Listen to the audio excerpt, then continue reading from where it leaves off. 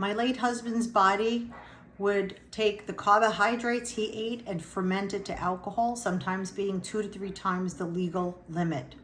My name is Michelle Giannato, Vice President, Patient Advocate for the nonprofit Auto-Brewery Syndrome Information and Research. I'm here to talk about some more myths, misunderstandings about the disease auto-brewery syndrome, or gut fermentation it's called, or sometimes we shorten it to ABS. One of the things that I'm asked is, can I get it if I've never taken an antibiotic? The answer is, yeah, you can. There are other contributing factors, like if you have gut dysbiosis or you have a diet high in sugar. And there are also other contributing factors like maybe diabetes and things like that. So it's not exclusive to someone who's taken an antibiotic. Another question is, hey, does it only happen in the gut? No. We have a case study that you can download from our website, autobrewery.org, and it explains that the gut fermentation can happen in the upper or lower intestines. It could also happen in the bladder. Some people that are diabetics and they may be taking medication to pull the glucose out of the blood, and it goes through the bladder. There's fermentation that could happen in the bladder, also in the mouth, oral brewery syndrome, oral thrush. Sometimes there's fermenting bacteria or yeast in your mouth. We have one case not yet documented in a case study where a person had Klebsiella in the lungs, and she was actually fermenting there. I don't know how that was happening, but they found it there. So there are documented cases in the gut, in the bladder, and in the mouth.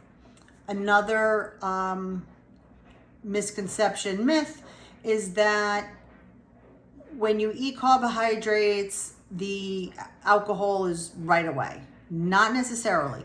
So there are currently 85 different types of bacteria and yeast that have been named in case studies that contribute to auto-brewery, and not all of them ferment at the same speed, and they may not also be in the same part of the body.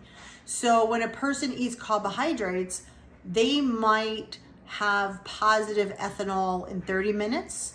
And I just had someone update me 2 weeks ago. They were in a major name hospital getting the high carb challenge, and their ethanol did not go up until 23 hours later. So it really depends. I also had another person reach out to me yesterday, and she told me that her fermentation started 48 hours later. So it really depends on each person. Another big myth is children cannot get this. Not true. Unfortunately, not true. We do have a number of minors that developed auto-brewery syndrome, and their bodies are converting the carbohydrates that they eat to alcohol. So this is not just an adult medical condition.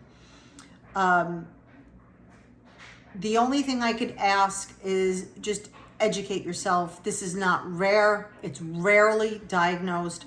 I add between, I want to say 10 and 15 people per week worldwide to our online support group, and they are all just devastated that they've learned after years of being not feeling well and being sick that they have this condition because someone told them, hey, you look drunk, and they went out and bought a breath alcohol meter, and after eating they blew into it and it's positive. So we add so many people to our support group. We have well over 1,300 people right now in the group, and we learn every day about this disease, and I just want to get this information out there in the public so that you too can also be knowledgeable about the condition. If you have any questions, you can reach out to us. Auto-brewery.org. There's case studies, there's media, there's podcasts, there's all kinds of news stories. You could, look at our website, and on the first page of our website, scroll all the way down. There's a scientific study published in Nature Microbiology. Click on the link, read it, because we did a scientific study, and that information is also readily available to you. Thanks.